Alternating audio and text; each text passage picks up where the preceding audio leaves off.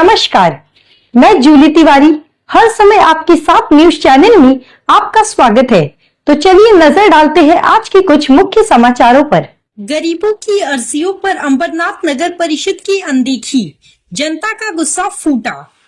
युवा सेना का बड़ा अल्टीमेटम, 15 दिन में समाधान नहीं हुआ तो होगा उग्र आंदोलन।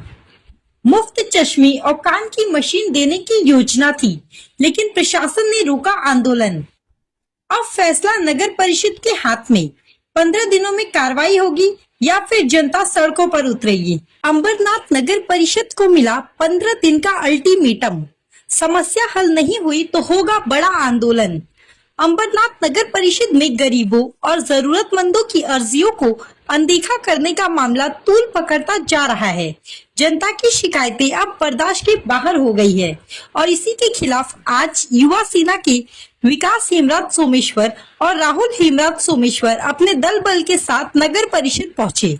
उन्होंने नगर परिषद के उप मुख्याधिकारी से मुलाकात की और उन्हें जनता की परेशानियों से अवगत कराया। इस दौरान उन्होंने स्पष्ट चेतावनी दी कि यदि 15 दिनों के भीतर उनकी समस्याओं का समाधान नहीं किया गया तो वे बड़े आंदोलन के लिए बाध्य होंगे। इससे पहले विकास हेमराज सोमेश्वर और राहुल सोमेश्वर ने नगर परिषद के गैर जिम्मेदार रवैये के खिलाफ व्यंग्यात्मक प्रदर्शन करने का निर्णय लिया था, जिसमें अधिकारियों को मुफ्त चश्मे और कान की मशीन बांटने की योजना थी, लेकिन मुख्य अधिकारी के हस्तक्षेप के बाद यह आंदोलन स्थगित कर दिया गया था। अब देखने वाली बात यह होगी कि नगर परिषद इस अल्टीमेटम को कितनी गंभीरता से लेती है और क्या 15 दिनों के भीतर जनता को न्याय मिलेगा या फिर एक और बड़े आंदोलन की रूपरेखा तैयार होगी। जवाब तो समय ही देगा, लेकिन जनता के सब्र का बांध अब टूटने की कगार पर है। सोमेश्वर, शिवसैनिक अंबरनाथ शहर। आमच्या अंबरनाथमध्ये जे अनधिकृत बांधकाम, डासांचा प्रॉब्लेम, लाईट, स्ट्रीट लाईटची समस्या किंवा अजून काही असे मुद्दे आहेत जे लोक अर्ज करतायत अंबरनाथ नगरपालिकेला, पण ते अर्जाचा कुठल्याही प्रकारचा उत्तर हे अधिकारी तिथं देत नाही। त्या मुद्द्यावर आज आम्ही इथं नगरपालिकेच्या काही कर्मचारी यांना कानाची मशीन, श्रवण यंत्र ज्यांना बोलतात, आणि चष्मे वाटप करणार होतो।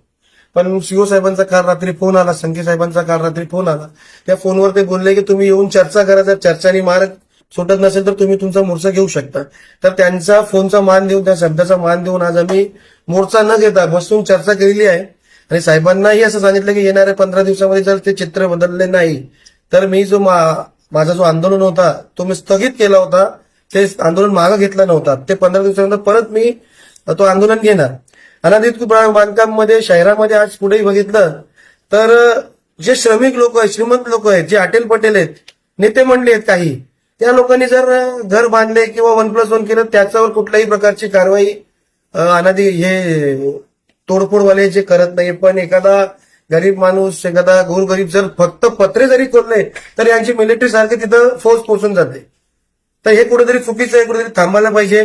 लोकांना 10 वेळा एकाच कामासाठी येऊ नये, जे संबंधित अधिकारी त्यांनी त्यांचं उत्तर द्यायला पाहिजे। त्यासाठी हे आज इथं बैठक पार पडलेली। तसेच आपण जेव्हा इथं येतो तेव्हा असंच आपल्याला ऐकू भेटतं की साहेब साईट व्हिजिटवर गेले, साहेब साईट व्हिजिटवर घेत नाही। तर आम्ही एक मागणी केलेली साहेबांकडे की येणाऱ्या काही दिवसामध्ये तुम्ही एक पर्टिक्युलर टाइम द्या लोकांना, अंबरनाथच्या जनतांना, की आम्ही 2 ते 4 भेटू किंवा 4 ते 5 भेटू, असं कुठला तरी एक टाइम द्या। त्या वेळेवर कसं ते ज्या लोकांची समस्या आहे ते निवारण करण्यासाठी लोक इथं येते। हे 4-5 मुद्दे होते, त्या मुद्द्यावर आम्ही आज चर्चा झाली।